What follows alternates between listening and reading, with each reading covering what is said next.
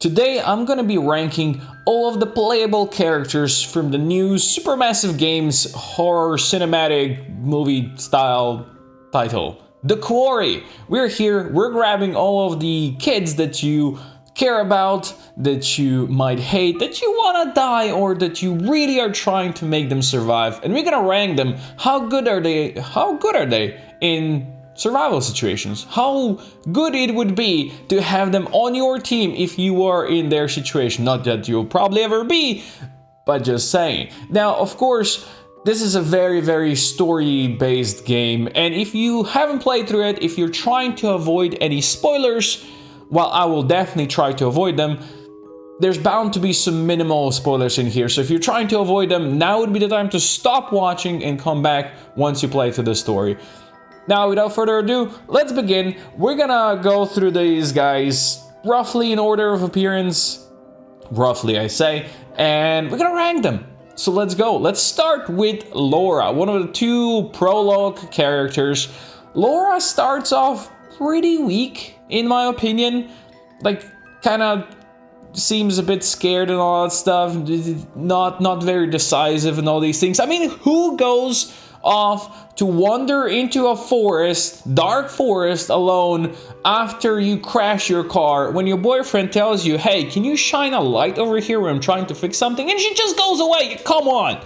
I mean, he helps her do that, so it's kind of his fault as well, but still not very smart, especially when it feels like you've seen a lady ghost floating around. It's weird.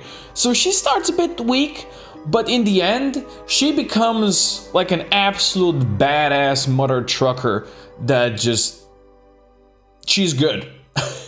Yes, she starts off weak, but then she turns into a badass. I really liked her. Like at the start, I was like, nah, you know, she's one of those prologue characters that's gonna just die off or something. No, she's good. She's very important to the story, and for that, I'm gonna put her into A. She doesn't get to be S because of her start, but A, let's go, Laura. Next in the story, we have Laura's boyfriend, Max. Now, Max, I'm sorry, Max, but you seem like one of those characters that are there just to be kind of a bit of a plot device that, you know, you can't really save them early on. They do make some stupid mistakes. And okay, Max, I'm sorry, but Max is stupid. I'm just gonna say it out loud. The guy doesn't have much in his head. I'm sorry, Max.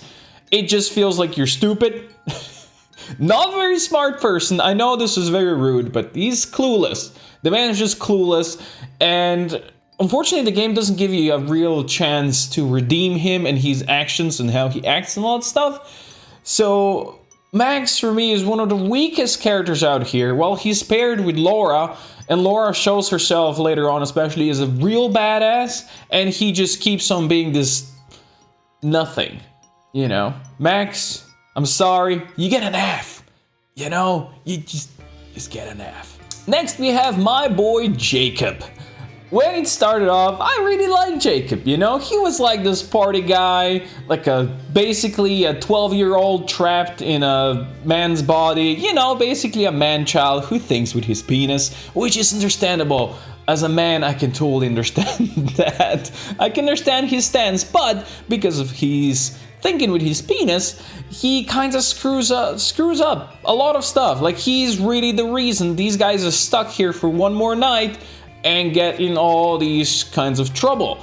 So Jacob, you really screwed up there, but I really like him. Like, he's this, while he's like these like jock type of person, he is very likable. The man's got a heart of gold, and he's very emotional, you know. But still, when it comes to action and stuff, while he might not make the best decisions, he still has, you know, strength of his body, and he can do some stuff, and he will save people. He will try to do good and right while still being pretty stupid and immature about it, you know. Like, really, he was the one that got him stranded here, which is the main reason I can't give him a better grade, but he's gonna be a B for me. Next we have Caitlin. Okay, Caitlin, I'm sorry, but she feels like a couple of grades above everyone. She is an absolute badass. She seems cool in any situation. She's got her like head screwed up right or something like that. She feels like the only adult in this group of young adults. Like, she actually seems like that one person that did manage to mature and knows how to appropriately react to any situation while still being ready to have fun and party and, you know, just be chill. But she knows when to, like, calm the horses, calm down the rest of the party, and make important decisions. For me, Caitlyn is the absolute S+ of this tier. She's up there. Next on the list, we have Dylan. Dylan seems to start off like really shaky, not very good. He feels like one of those that are just there to, you know, be very immature, make fun of stuff, you know. Dick jokes kind of a guy, like me. But turns out the man is pretty good in like tough situations. Not the best, but pretty good. It's got a great pain threshold, apparently, as well, at least in my game, when I played.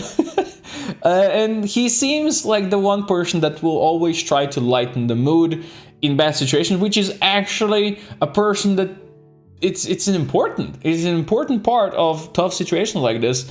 When everything is gloom and doom, he's gonna say something that's gonna lift the spirits a bit, you know, just a remark that might, you know, release the tension a bit. He's not one of those best characters, but he's very decent. I like him. He's very decent. He is not gonna be A tier, but he's definitely above Jacob, in my opinion, in B. Jacob for me started much stronger, but then kind of fell down, while Dylan started low, but then, you know, rose up in the ranks for me. Okay, next we have Nick. I'm sorry, Nick. It feels like to me that the game just gave Nick a rough deal.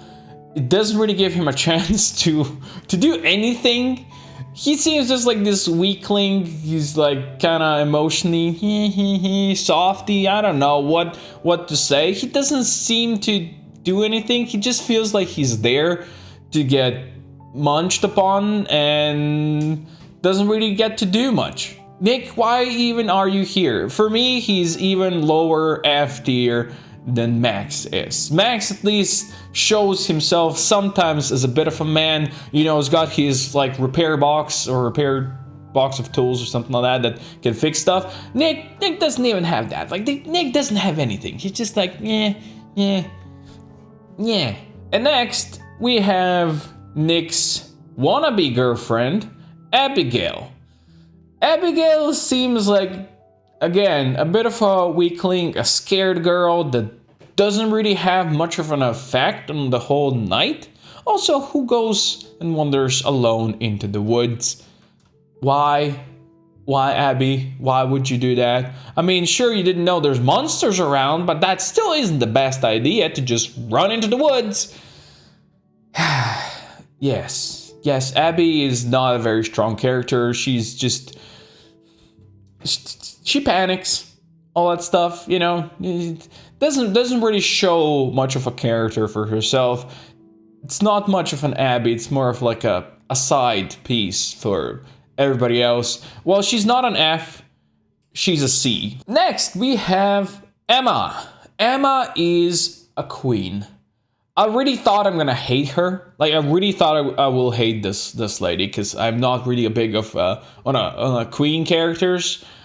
But after that like rough start with her, you know, when she's like all bitchy and all that stuff, she really shows herself as a tough survivor. The game really tried hard to kill her early on, at least the way I played. Really through multiple chapters, the game tried to murder her for me. And she went through it all, survived, and still remained tough and positive. And I have to give her like big thumbs up for that. Like, seriously, Emma, well played there. And you know, Emma is also a influencer, a YouTuber like me. So, you know, if you really like Emma, how about you subscribe down there? And let's all give Emma an A rank. For me, she's an A. She's not as high A as Laura, but she's definitely an A rank. Even though, like, at the start, I would say, like, no, I'm never giving this lady anything more than a C. She really developed well, and I really liked her. Last but not the least, we have Ryan. Ryan is the character that I ping-ponged around the most. Like, he starts off as this, like, cool but kind of absent guy who, you know, he knows what he's doing. He's got brains and all that stuff. But then it started to feel like the man is just all over the place, right? It seems almost like he's a bit of a filler character, so when they need somebody to, like, stay cool, he's gonna do that. When they need somebody to overreact, he's gonna do that as well. It just feels like he's all over the place and up and down, and I really couldn't decide where to put him for the most of my game as I played, because he's just, like, all over the place. And while I really liked him at the start, it kind of fell down the rank for me.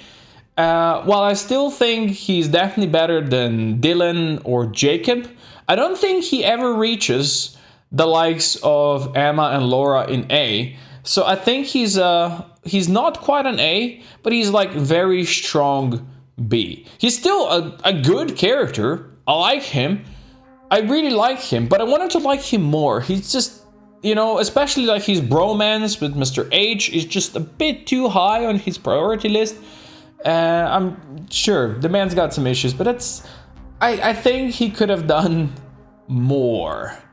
Anyway, there's my ranking. We have Caitlyn up top. Basically, the ladies are winning, and the boys kind of, some of them got a short stick or something like that. But you know what? The ladies done really well in the Quarry, I think. Now, before we finish, I would really like to thank Cold Demon, who is the one who gave me the gift of the Quarry on Steam. Really appreciated it. I really enjoyed the game, and I'm actually gonna play through it again just to see some other loose ends finish themselves in a proper fashion. Anyway, thank you for watching. If you like this video, I have ranked many more things and also stream every day almost. So go check that out. I'll see you guys next time.